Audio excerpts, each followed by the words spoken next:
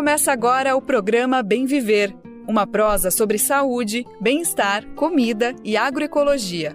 Produção Rádio Brasil de Fato.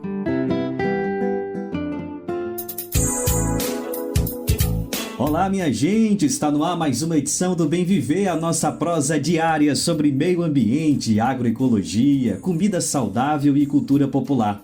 Eu sou o Afonso Bezerra e estou substituindo hoje o nosso querido Daniel Lamir, que geralmente está aqui na apresentação do programa.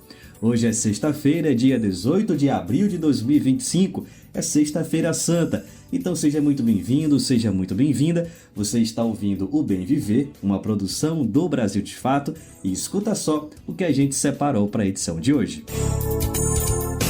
Tem uma entrevista muito bacana com o frade dominicano Frei Beto.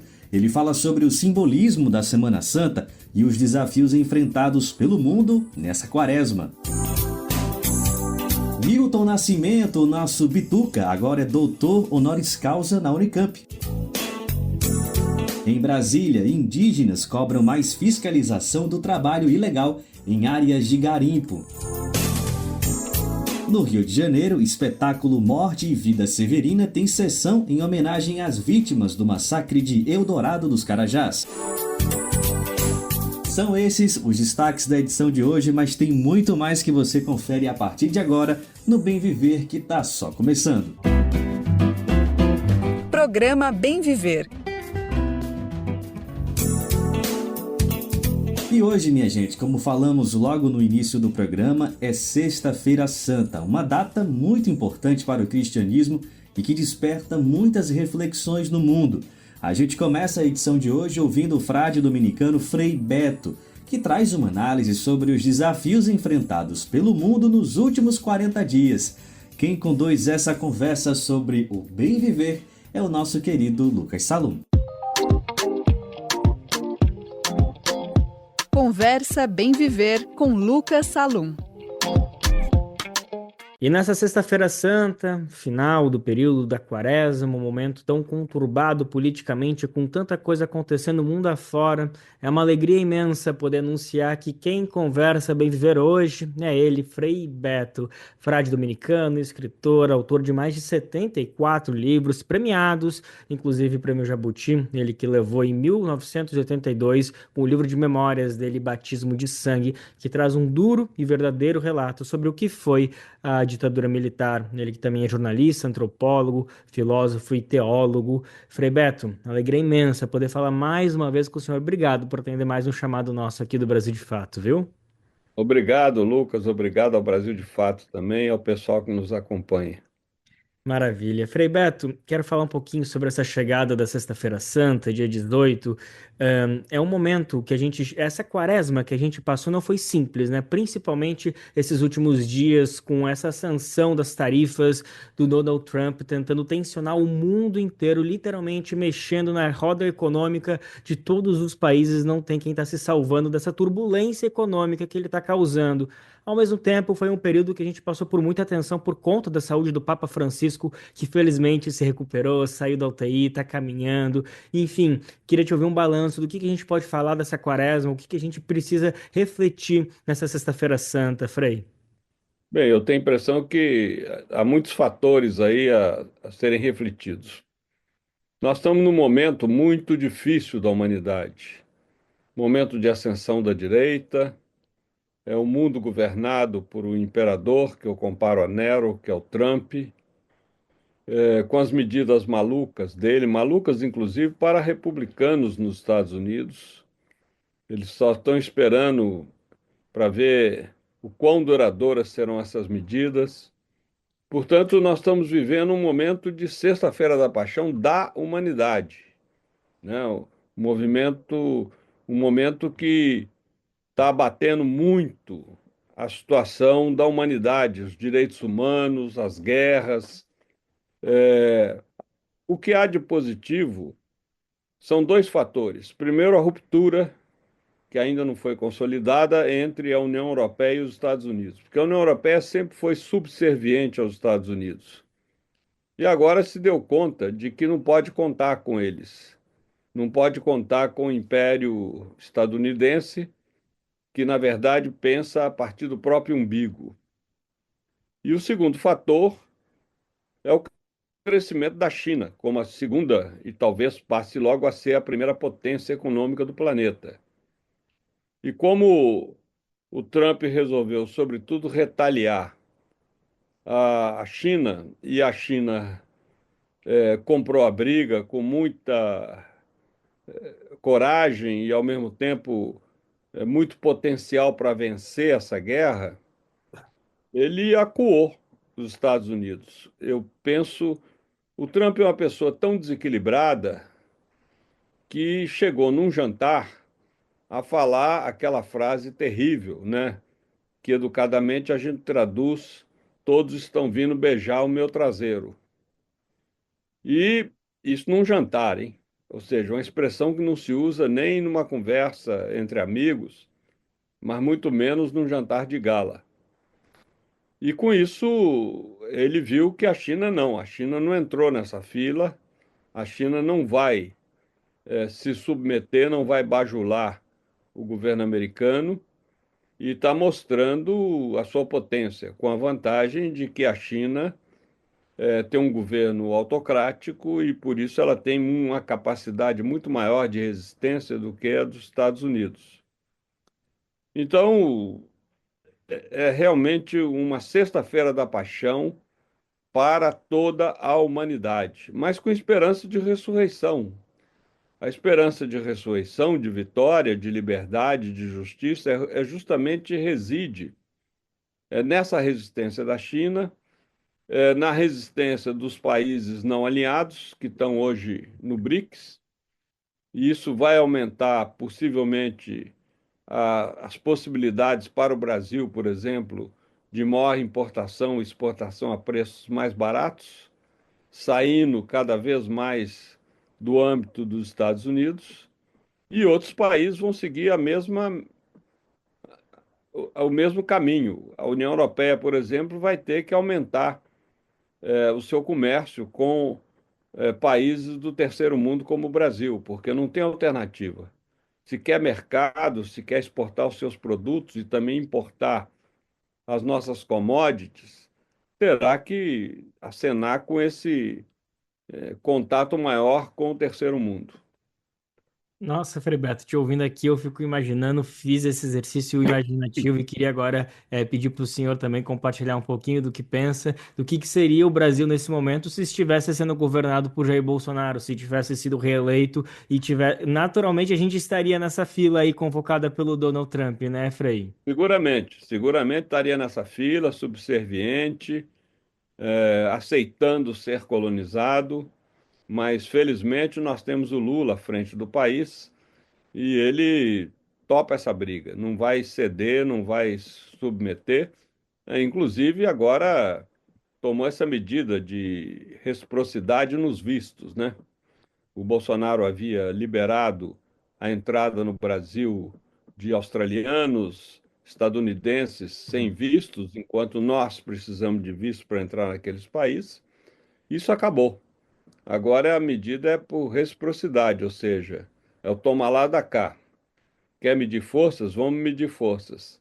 E nós temos muito potencial para resistir. O Brasil é um país privilegiado de todos os pontos de vista, né? Do ponto de vista da natureza, do ponto de vista de produtos agrícolas, até mesmo de produtos industriais. Podemos não ter a tecnologia de ponta, mas isso hoje, as nossas relações com a União Europeia, as relações com a China, nos possibilita acesso a essa tecnologia de ponta. Os Estados Unidos já não são mais o fornecedor exclusivo daqueles equipamentos que poderiam ser considerados inovações tecnológicas. Eu fico pensando como é que as indústrias de telefones celulares nos Estados Unidos vão se virar se o lítio, que é importante, que é um mineral importante para as baterias, vem da China, né?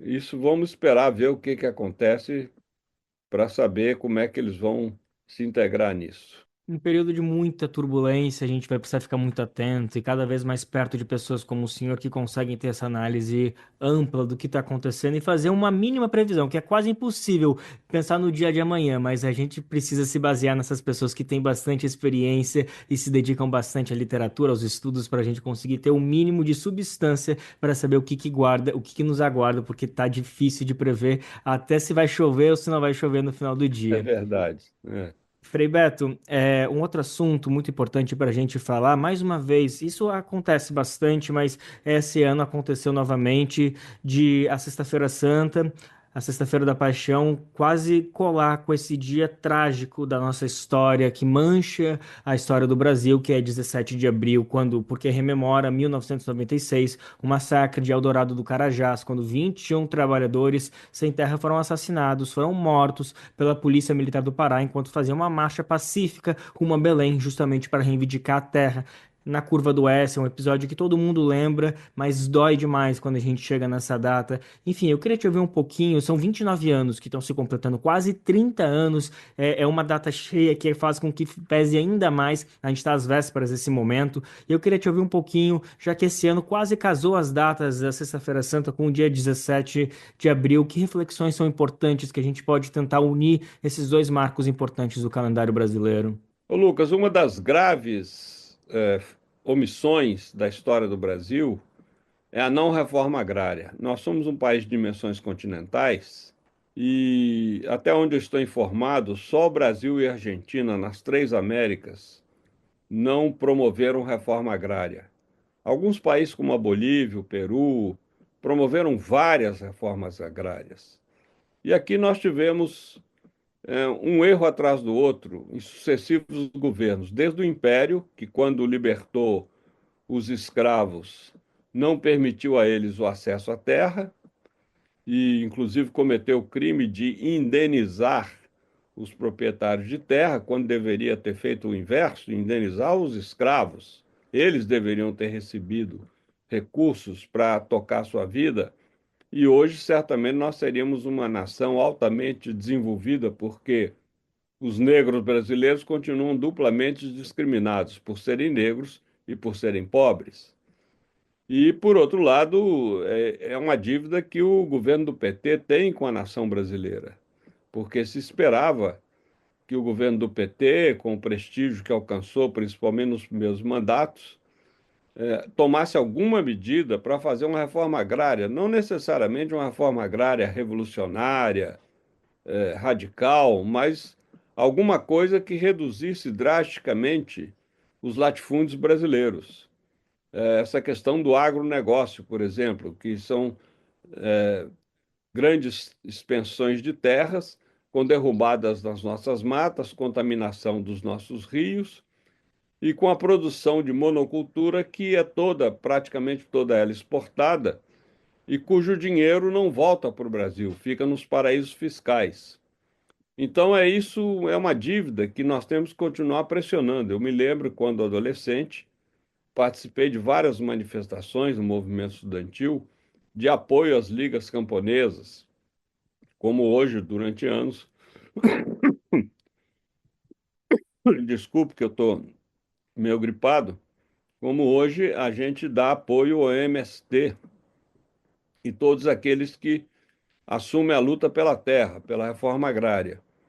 Então, isso é uma dívida que os nossos governos têm com a nação brasileira. Nós precisamos continuar essa pressão para que realmente o Brasil saia dessa situação de país de exportação de commodities, né, que é um elegante nome daquilo que na escola primária eu aprendi, que são matérias-primas, e possa ser uma nação mais desenvolvida, inclusive com valorização da agricultura familiar, porque a maioria dos alimentos que chegam às nossas mesas vem da agricultura familiar, não vem do latifúndio. O latifúndio, ele só nega não só produtos à mesa do brasileiro, como só nega impostos. Eu acho um absurdo o nível de isenção que o governo concede ao agronegócio. E não consegue, e ao mesmo tempo não consegue, obrigá-lo a se submeter às leis brasileiras. Ele fica acima das leis. Então, realmente é uma situação que esse aniversário sinistro do Eldorado de Carajás nos faz evocar. É preciso continuar essa luta, inclusive em memória e homenagem às vítimas de Eldorado de Carajás e às vítimas de tantos outros conflitos pela terra ocorridos historicamente no Brasil. Desde que o Brasil é Brasil, esses conflitos vêm se perpetuando, vêm se multiplicando e a gente não vê uma solução a médio prazo. Perfeito, Frebeto. Quero aproveitar que o senhor usou bastante essa palavra pressão, que a gente precisa continuar pressionando o governo, seja o governo Lula ou qualquer outra gestão que esteja à frente do país, para que se avance a reforma agrária. Eu quero te provocar um pouquinho, que a gente está em meio ao Abril Vermelho, né? Esse momento de jornada de lutas, de conscientização pela reforma agrária, e queria te ouvir um pouquinho se o senhor imaginava que talvez tivesse mais mobilizações do MST em relação a, por exemplo, ocupações de terra, ocupações do INCRA, outras instâncias de poder. Como que está te parecendo a medida do MST nesse momento? Te parece que ele ainda está tentando conciliar as divergências com o governo Lula sem retirar o apoio, porque sabe que seria gravíssimo criar mais um inimigo para o governo Lula, haja vista que a pressão, haja vista que a popularidade do governo não anda nas melhores maravilhas? Não, mas eu acho que o MST está numa posição correta. Por quê? Primeiro, porque continua fazendo pressão sobre o governo, não abdicou do Abril Vermelho e, ao mesmo tempo, não pode ser considerado uma força de oposição ao governo. Seria uma catástrofe. Seria, inclusive, celebrado pela oposição direitista se o MST se opusesse ao atual governo Lula. O governo Lula tem uma série de limitações, eu sempre digo isso, né? É um governo com duas tornozeleiras eletrônicas. De um lado, a falta de apoio no Congresso, e, de outro lado, a questão dos juros, principalmente ainda comandados pelo Banco Central, mesmo que o atual presidente seja indicado pelo presidente Lula, mas os juros hoje adotados no Brasil são extorsivos, são exorbitantes. Então, isso dificulta o crédito para pequenos e médios investidores. E, além disso, nós da esquerda perdemos nos últimos anos a capacidade de mobilização popular. E mesmo a mobilização virtual, que hoje tem muita importância, nós ainda não sabemos lidar com ela. Então há muito a rever, muito a fazer autocrítica e muito a caminhar. Nós temos que conquistar na esquerda maior agilidade no traquejo das redes virtuais. Isso é fundamental. Roberto, queria aproveitar que o senhor comentou sobre essas mobilizações populares do campo da esquerda que não vem tomando a devida proporção para conseguir fazer pressão no país como um todo, e queria colocar aqui na nossa conversa a luta pelo fim da escala 6 por 1, que tem sido um dos maiores exemplos de mobilização e união do campo progressista, isso nos últimos tempos. Não sei se a gente pode falar, talvez até desde a eleição do presidente Lula, quando a gente viu mobilizações de rua também tomando as cidades do país para conseguir colocar o presidente Lula de volta. E antes disso, enfim, é difícil a gente realmente rememorar muitos momentos. Então, de fato, o 6 por 1 tem sido um grande destaque. A gente está aí há pouco mais de uma semana do dia 1º de maio, que também é uma outra grande data super importante do campo progressista. Eu quero te ouvir um pouquinho sobre como que você está vendo essas mobilizações. Te parece que elas podem, de fato, concretizar alguma mudança estrutural no que diz respeito a essa escala de trabalho ou homogeneizada no 6 por 1, tendo apenas o domingo como folga, e olhe lá, dependendo de quem, se é um trabalhador ou uma trabalhadora do shopping, pode ter certeza que às vezes ultrapassa esse número. Enfim, queria te ouvir qual que é a potencialidade que a gente tem do 6 por 1 e se te parece que o 1º de maio desse ano pode ser um momento importante para consolidar e avançar ainda mais com essa pauta. Olha, Lucas, deveria ser, né? A questão do 6 por 1 deveria ser a bandeira, talvez uma das bandeiras prioritárias do governo. Mas eu não sinto isso. Atualmente vejo a questão da isenção de impostos para quem ganha até R$ 5.000, isso é muito importante, mas fico na dúvida, será que o Congresso aprovará também o aumento dos impostos para os mais ricos? Isso é fundamental. Em qualquer país civilizado, como nos países nórdicos, os mais ricos são aqueles que pagam mais impostos. Por isso que na lista da Forbes, que todo ano enuncia os mais bilionários do planeta, nunca aparece um dinamarquês, nunca aparece um norueguês, um sueco.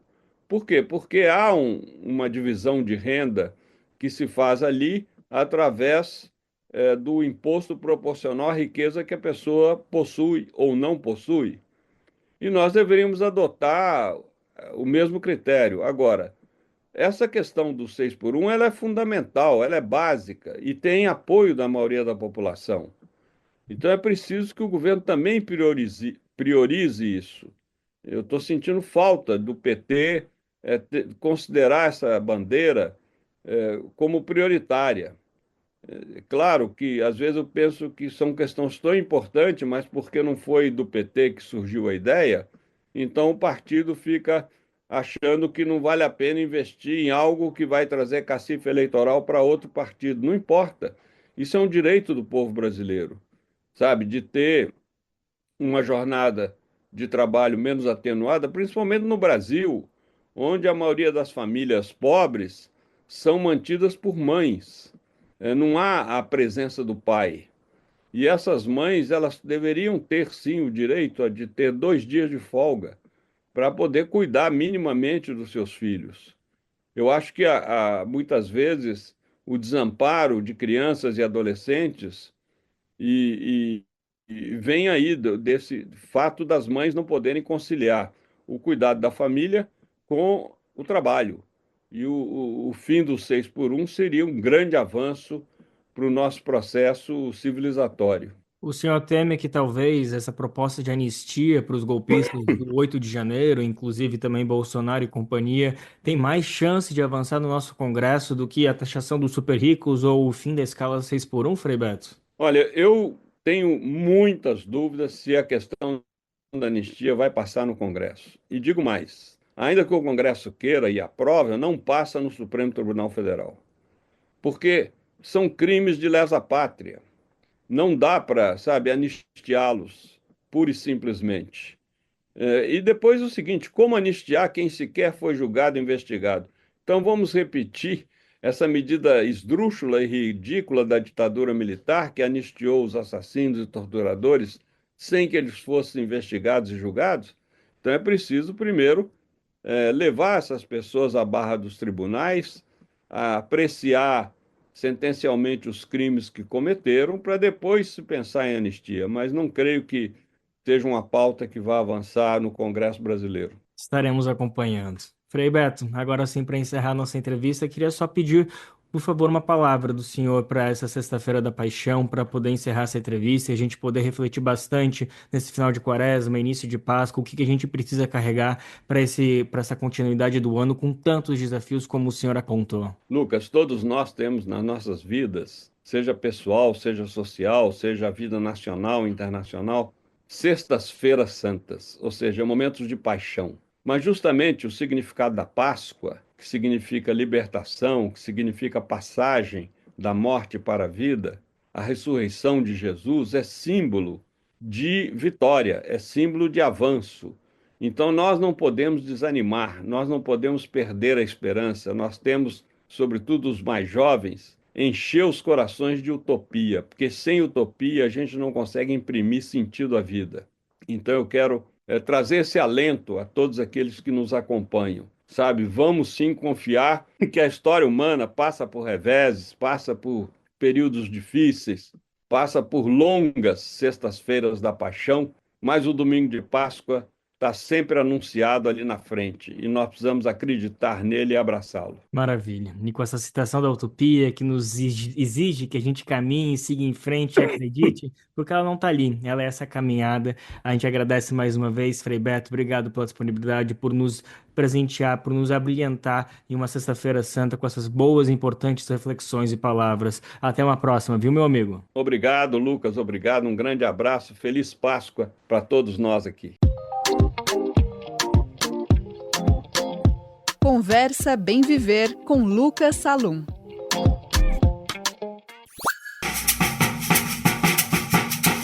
O Brasil de Fato te apresenta integrantes de movimentos populares.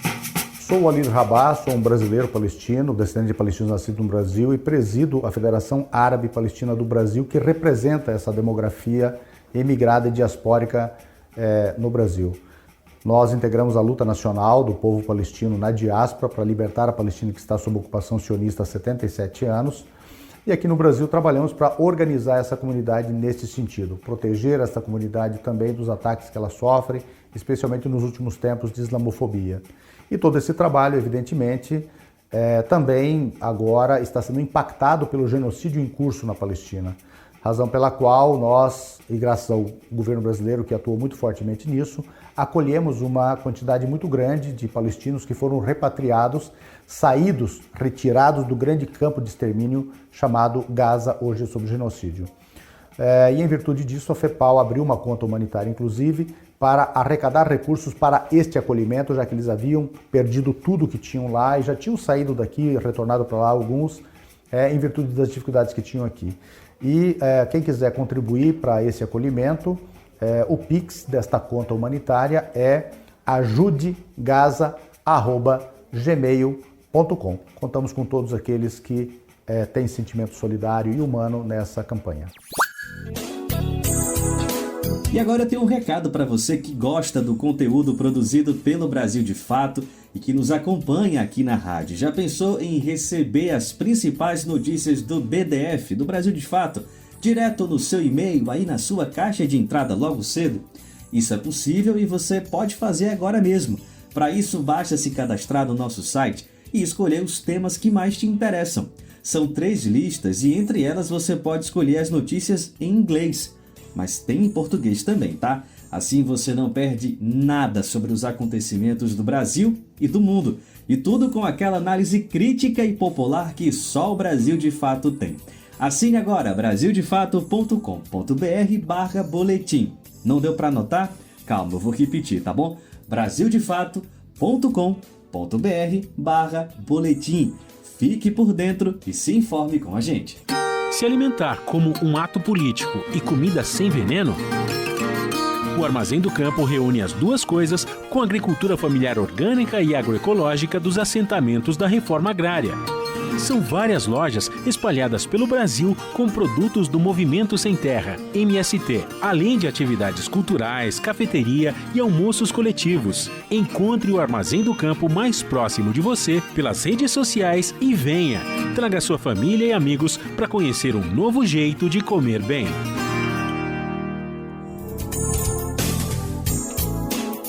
E o governo Lula lançou nesta quinta-feira o RG Animal, um registro nacional para cães e gatos, batizado de Simpatinhas. A novidade faz parte do programa Pro Patinhas, que busca garantir o bem-estar e o controle ético da população de pets no país. O cadastro é gratuito, feito pela plataforma gov.br e gera uma carteirinha, olha só, com foto e QR Code. Que fofura, hein? Os tutores poderão incluir informações do animal como vacinas, idade e o histórico de saúde. Além disso, o programa vai apoiar castrações, microchipagem e ações contra o abandono e os maus tratos.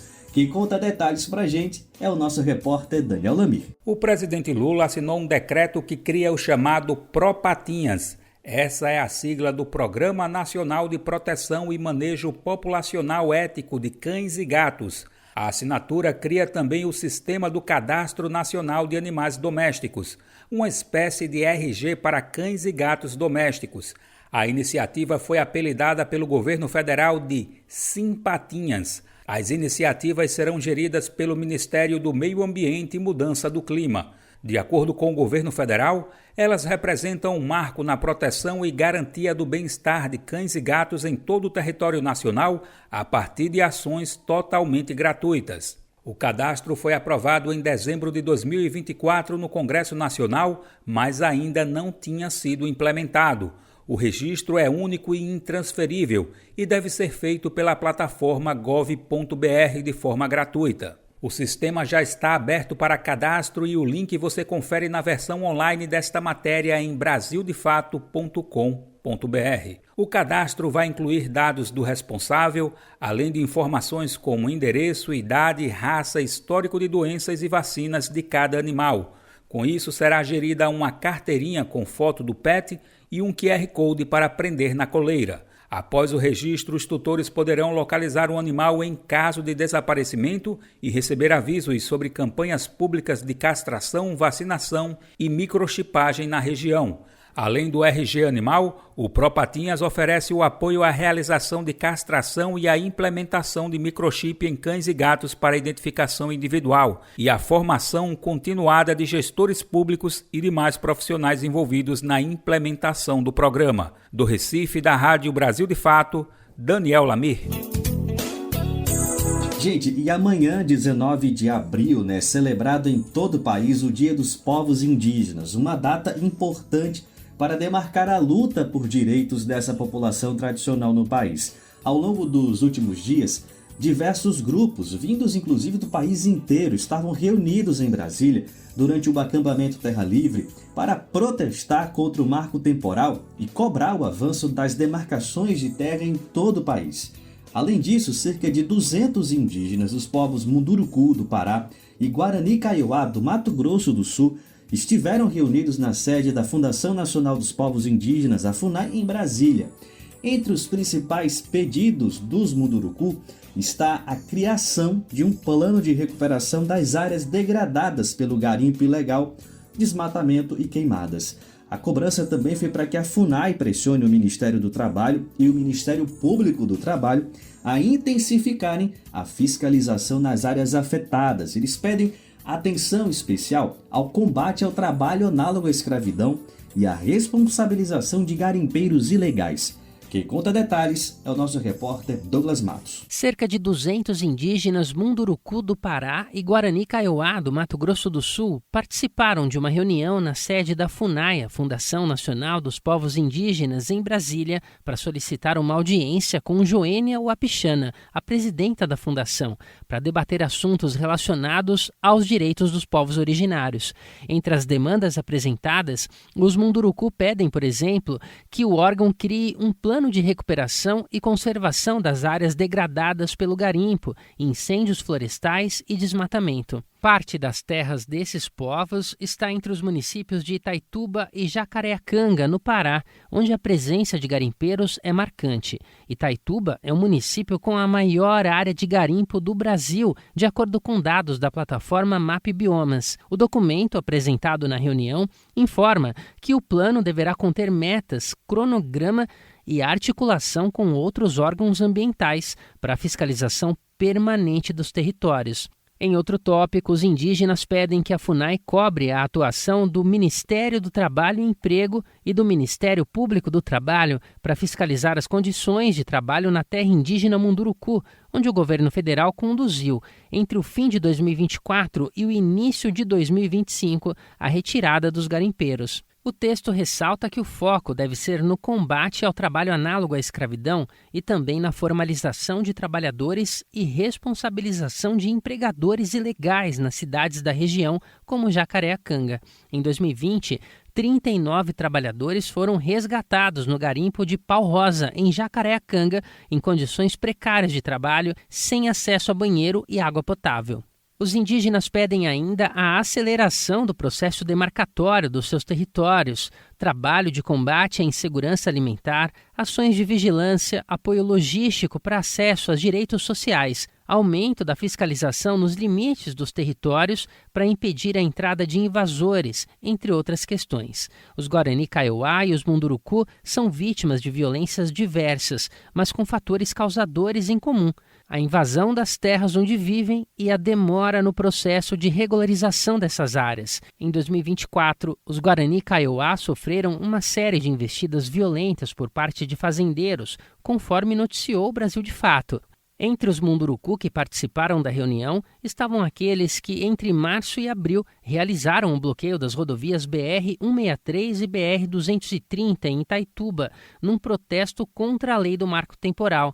A norma estabelece que os povos indígenas que não estavam presentes em seus territórios quando a Constituição do Brasil foi ratificada em 5 de outubro de 1988 não têm direito ao reconhecimento das suas terras. O encontro foi acompanhado por representantes da APIB, a Articulação dos Povos Indígenas Indígenas do Brasil, e também pelo CIMI, o Conselho Indigenista Missionário. De São Paulo, da Rádio Brasil de Fato, com reportagem de Carolina Batailler. Locução, Douglas Matos. E agora a gente vai falar de semente e resistência política na alimentação. O Bem Viver agora vai fazer um mergulho em uma experiência inspiradora de preservação e resistência. Escuta só, é a recuperação das sementes crioulas no município de Maricá, na região metropolitana do Rio de Janeiro. O episódio mais recente do programa Papo na Laje, que é parceirão nosso aqui no BDF, apresenta o trabalho da Arte da Semente, uma técnica que nasceu no México em 1991 e que foi adotada nos assentamentos do MST como uma forma de reafirmar a identidade camponesa e fortalecer o sentimento de pertencimento nos territórios. A professora e artista plástica Maritânia Andretta é uma das convidadas do Papo na Laje e apresentou o projeto Germinando Arte. Esse projeto leva essa técnica, para assentamentos, escolas, universidades e espaços de formação do movimento. O resultado são verdadeiras obras de arte feitas com sementes, quadros, mandalas e murais, como explica a Maritânia Andretta. A arte da semente em si, ela surge em 1991, numa comunidade chamada Tepoztlán, no México. E ela foi trabalhada como ferramenta pedagógica de consciência a respeito das sementes lá, nesse lugar no México. E eles nos emprestaram essa técnica, nos doaram em 2012. Então o Germinando Arte surge com essa função dentro do MST e faz parte da minha militância, também, do meu trabalho artístico como professora de artes e também, militante, com a função de levar a arte da semente para vários lugares, que fosse assentamento, escolas, universidades. A gente tem esse trabalho partilhado, que a gente traz, com muito carinho, com muito respeito às sementes. Quem também participou do programa foi a engenheira agrônoma Bianca Santana, da Cooperar. Ela e Maritânia atuam no primeiro banco de sementes crioulas de Maricá, um trabalho que une a agroecologia, soberania alimentar e a diversidade genética. Bianca comentou da relação entre as sementes crioulas e a soberania alimentar. Outra dimensão que a gente pode trazer para essas sementes é de ser uma ferramenta de soberania alimentar, uma ferramenta de segurança alimentar também que o movimento traz na produção de alimentos saudáveis, Então, a gente falar de semente é a gente falar da garantia que os povos têm de produzir o seu próprio alimento, A gente falar da soberania sobre as sementes, que as sementes não tenham um dono, que as sementes não sejam tratadas como mercadoria. É a gente falar do direito das pessoas de acessarem, de produzirem seu próprio alimento que vem das sementes,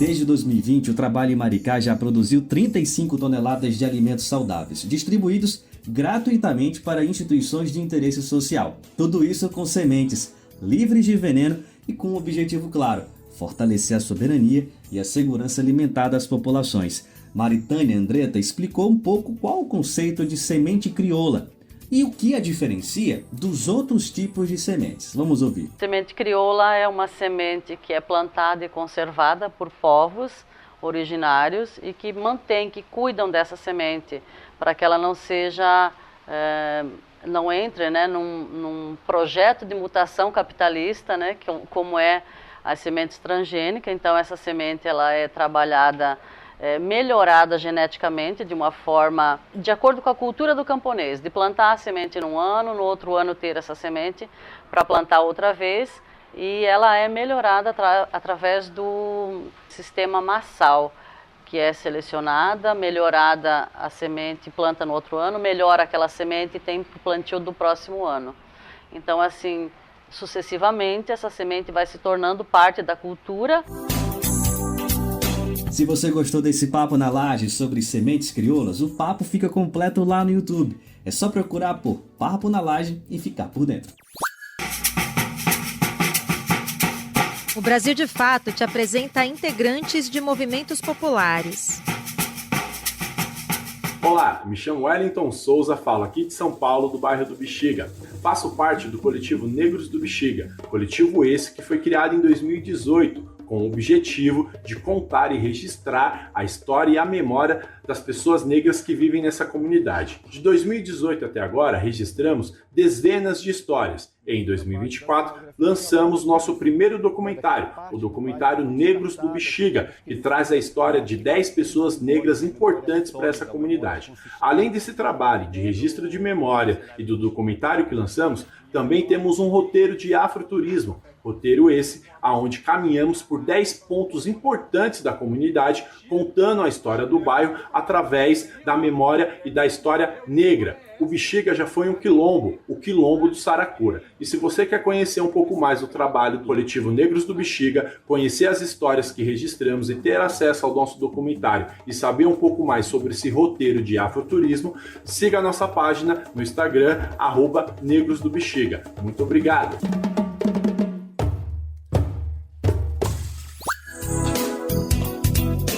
Chegou o momento do recadinho do coração aqui no Bem Viver, que a gente compartilha aqui esse bilhete sonoro de toda a equipe do Brasil de Fato.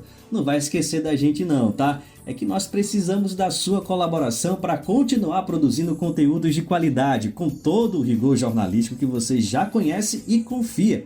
O nosso trabalho é e sempre será trazer a visão popular dos fatos, tanto no Brasil quanto no mundo. E você pode ajudar através do nosso Apoia-se, a plataforma que ajuda nessa contribuição. E esse seu apoio pode ser no valor que você puder, que estiver ao seu alcance. Assim você se junta a quem luta contra a desinformação e constrói um futuro melhor para todos e todas. E aí, bora nessa? É fácil, acesse apoia-se/Brasil de Fato. O link também está na descrição desse episódio nas plataformas de podcast. Estamos contando com a sua ajuda, hein? Brasil de Fato, uma visão popular do Brasil e do mundo. Leia e ouça as informações que mais interessam no seu dia. Política, economia, direitos humanos, cotidiano, saúde e cultura, tratados com pluralidade e diversidade. Jornalistas, articulistas e movimentos populares reunidos em um só veículo. Esse é o Brasil de Fato. Conteúdos em texto, áudio e vídeo que informam e contribuem na luta por uma sociedade mais justa e fraterna. Quer ficar por dentro? Então acesse brasildefato.com.br.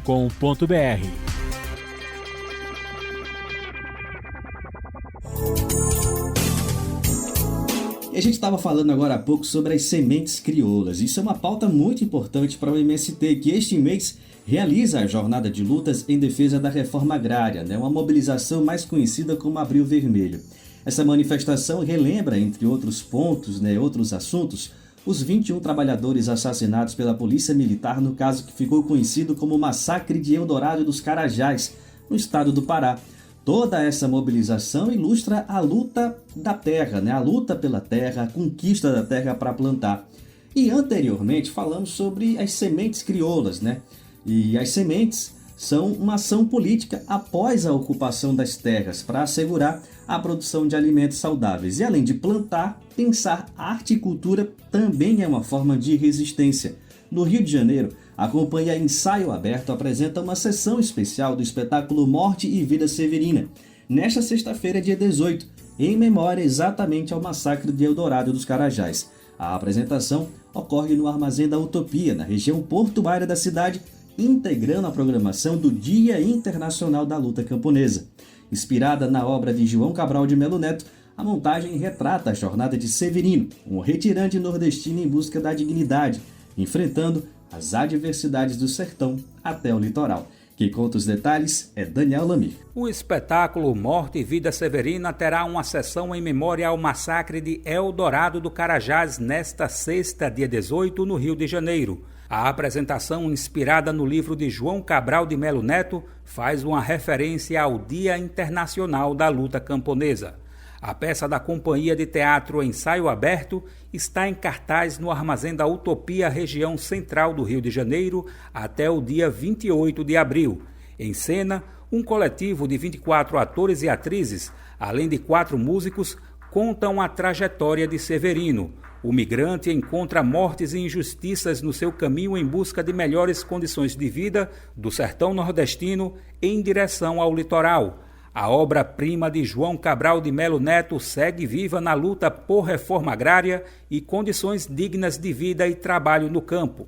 Há 29 anos, o massacre de Eldorado do Carajás, no Pará, demarcou um triste capítulo na nossa história. A ação violenta da Polícia Militar paraense resultou na morte de 21 trabalhadores. Para a atriz Tuca Moraes, diretora e produtora da companhia Ensaio Aberto e do Armazém da Utopia, a montagem do espetáculo é indissociável da luta do Movimento dos Trabalhadores Rurais Sem Terra, o MST. A importância de relembrar Eldorado dos Carajás, eu acho que vai para além do contexto do espetáculo. É que não existe resistência sem memória. Então, esses atos bárbaros precisam ser sempre lembrados para que nunca mais aconteça. As vozes dos Severinos, filhos de tantas Marias, voltaram ao palco do Teatro Vianinha, no Armazém do Utopia, após uma temporada de sucesso em 2022. Uma curiosidade é que as ferramentas utilizadas pelo elenco foram trocadas com agricultores de um assentamento do MST no estado do Rio de Janeiro. Tuca Moraes lembra o ritual. E foi um ritual muito bonito, porque a gente comprou as ferramentas novas, a gente foi no assentamento, todo o elenco, a gente colocou as ferramentas novas no chão e os companheiros sem terra colocaram as ferramentas que eles usavam no chão. Então, um ator olhava uma ferramenta e dizia assim, eu quero aquela foice. Aí o dono daquela foice falava, então eu quero essa enxada nova aqui. E assim a gente foi trocando os instrumentos novos pelos instrumentos usados, cheios de história. Então, assim, quando os atores, mesmo depois que a gente refez o espetáculo, né, os atores que estão atualmente, na maior parte, não fez parte desse ritual. Eu tive o privilégio de fazer. Mas a gente conta essa história e é muito legal, sabe? Porque cada ator tem, assim, um ciúme da sua ferramenta, uma apropriação, assim, entende que aquilo ali não é um objeto de cena. A estreita relação da companhia Ensaio Aberto com o MST é motivo de orgulho para a diretora Tuca Moraes. O que se fala é isso, assim, que a vida vale a pena, né? Mesmo que seja uma vida severina, mesmo que seja uma vida desprovida, o que é importante é a gente lutar pela transformação. E a gente sabe que a gente só consegue lutar e transformar a vida se organizando coletivamente. E aí, mais uma vez, o MST é uma referência para o campo, mas para a cidade também. A temporada de apresentações de Morte e Vida Severina de 2025 terá 12 apresentações gratuitas para democratização de acesso e uma curta temporada viabilizada pela bilheteria. O espetáculo recebeu 3 indicações ao Prêmio Shell de Teatro, sendo premiado na categoria Música, 6 indicações ao Prêmio da Associação de Produtores de Teatro, sendo premiado na categoria Iluminação, além de outros prêmios e indicações. Do Recife, da Rádio Brasil de Fato, com reportagem de Clívia Mesquita. Locução Daniel Lamir. E chegou agora aquele momento que deixa muita gente pelo país cheia de orgulho. É que estamos em rede, minha gente. Olha, sou eu, você e tantas outras pessoas pelo nosso Brasilzão. O Bem Viver faz parte de uma rede incrível, maravilhosa de parcerias que retransmite o programa por todo o país. São emissoras espalhadas em todas as regiões, com vários sotaques, que recebem e compartilham as nossas edições diárias. Bacana, né? Lembrando o assunto, eu quero aqui aproveitar, inclusive, para mandar um abraço muito especial e caloroso a todo mundo que faz essa articulação acontecer. E o que é bom, olha, claro que pode ficar melhor, né? É que essa rede ainda pode crescer. Você, por exemplo, faz parte de uma rádio e quer se juntar a essa parceria? Para isso é só se cadastrar no nosso site. O passo a passo é bem simples, tá? Entre em brasildefato.com.br e procure a seção Rádio Agência. Chegando lá você vai ver o link Seja Parceiro. Mas a gente também não pode esquecer das nossas parcerias nas plataformas de podcasts. Além de sintonizar nas rádios, você também pode ouvir e assinar o Bem Viver de forma digital. Assim você acompanha no seu ritmo, a hora que você quiser. É só acessar o site do Brasil de Fato ou procurar no Spotify, Deezer, iTunes e Google Podcasts. O Brasil de Fato te apresenta integrantes de movimentos populares. Olá, sou a Raquel Almeida, moro aqui na cidade de São Paulo e sou militante do Movimento Brasil Popular. Recentemente, o movimento inaugurou a Cozinha Popular Dona Nega, lá no bairro do Rio Pequeno, na zona oeste de São Paulo. Nossos trabalhos nesse território se iniciaram em 2023, através do curso de Agentes Populares de Alimentação, e a nossa inserção no território se deu através do diálogo com a Jeane, que é a liderança comunitária local e a coordenadora da Cozinha Popular Dona Nega. A cozinha carrega esse nome em homenagem à avó da Jeane, que foi uma grande lutadora que cresceu e viveu nesse território e hoje é esse símbolo para a nossa cozinha. A cozinha ela passa a ser essa ferramenta por garantia de direito, por garantia de soberania alimentar, para que toda vez que a gente abra a cozinha, a gente tenha refeições de qualidade para ofertar para a comunidade, mas não só apenas isso, mas que também todos os moradores do território vejam essa cozinha como a comunhão entre alimentação, cultura e lazer, que seja um espaço seguro para que todos possam frequentar. E agora, bora falar de saúde? Chegou a hora de destacar o Repórter SUS dessa semana, podcast produzido pelo Brasil de Fato, que aborda diversos assuntos sobre o Sistema Único de Saúde, o SUS. Em razão do 19 de abril, a edição desta semana fala sobre saúde indígena. A presença dos povos indígenas no poder público tem marcado uma nova era no Brasil. Com a criação do Ministério dos Povos Indígenas e o fortalecimento da Secretaria de Saúde Indígena, o país começa a trilhar um caminho inédito, a integração das medicinas indígenas ao SUS. E desde 2023, o governo federal tem investido mais na saúde dos povos originários. E agora, um grupo de trabalho discute a criação de um programa nacional para incorporar saberes tradicionais ao atendimento público de saúde. Putira Sacuena, diretora do Departamento de Atenção Primária à Saúde Indígena, falou no Repórter SUS que um dos próximos passos é lançar um guia com as terminologias da medicina indígena. E mais, ela sonha com um dia em que o ministro da Saúde anuncie oficialmente a entrada das medicinas indígenas no SUS. Para ela, reconhecer outras formas de cuidar da saúde é essencial. Afinal, o SUS precisa dialogar com os territórios e com todas as ciências, inclusive aquelas que vêm dos povos que primeiro habitaram este país. Muitas das vezes eu sempre falo, quando eu estou nas aulas, principalmente, eu digo que nós não estudamos saúde, nós estudamos diagnóstico, doenças. E aí eu digo que nós tínhamos saúde dentro do território a partir de um contexto de água não contaminada, mata em pé, o território não invadido. Isso era saúde, é uma garantia de território indígena. A partir disso, a gente percebe que desde a Constituinte, nós estamos, enquanto também, um povo de direito. A saúde, ela precisa estar inserida nesse contexto de direito, lá no artigo 231, 232 da nossa Constituinte. Mas o que a gente precisa, a gente tem falado muito em respeito e valorização.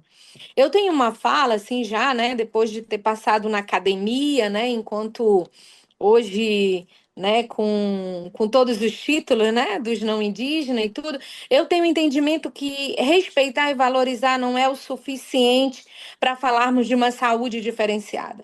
Eu falo que a sociedade brasileira precisa reconhecer quem ela é.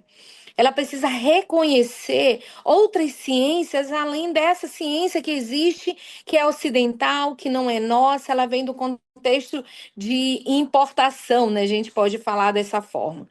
Então, a gente começa a ter um entendimento quanto o SUS precisa avançar nas políticas públicas de saúde a partir dos territórios. E quando eu falo dos territórios, não é só os territórios indígenas, são os territórios nacionais de garantia dos povos indígenas, populações tradicionais e assim em diante. Eu penso muito num SUS que possa reconhecer outras ciências, reconhecer outras tecnologias de cuidado de saúde. Eu acho que esse é um novo momento, Estamos 2 anos de gestão, completando 2 anos de gestão indígena, e a gente percebe o quanto houve um avanço também nisso. Hoje a gente consegue dialogar com todas as secretarias, Eu falo muito também na situação de um super sistema, de um mega sistema, de uma estrutura muito grande, porque nós somos a única secretaria do Ministério da Saúde que executa uma política, né? A gente não tem só monitoramento, acompanhamento, nós temos a execução. Somos nós, através dos Distritos Sanitários Especiais Indígenas, que nós estamos ali atuando diretamente. O SUS também começa no território. Eu acho que isso a gente precisa falar um pouco sobre isso, porque as pessoas, a maioria, foi criado um estereótipo como a saúde indígena não fosse SUS. Como a saúde indígena fosse uma bolinha dentro do SUS, ela não é uma bolinha. Se tem uma política de transversalidade dentro do SUS, chama-se saúde indígena. Nós estamos lá no território, o SUS está funcionando lá na aldeia de difícil acesso. O SUS está funcionando onde eu tenho que ir de carro, depois de uma lancha, mas depois eu tenho que ir de canoa. Ou seja, nós somos um super sistema nesse sentido, porque também a gente tem as tecnologias de cuidado de saúde a partir dos nossos e nossas especialistas dentro do território. Então, eu acho que é um momento assim que a gente percebe que a saúde indígena ganha uma visibilidade, né? É uma gestão indígena muito importante, comandada pelo nosso secretário Weber Itapeba, e que a gente precisa avançar muito, precisamos, mas a gente percebe o quanto que já mudou as estruturas, inclusive aqui dentro do Ministério da Saúde em relação à CESAI. Se quiser conferir a edição completa do Repórter SUS, acesse agora brasildefato.com.br e procure lá na nossa seção de podcast. Tem essa e outras edições sobre o Sistema Único de Saúde.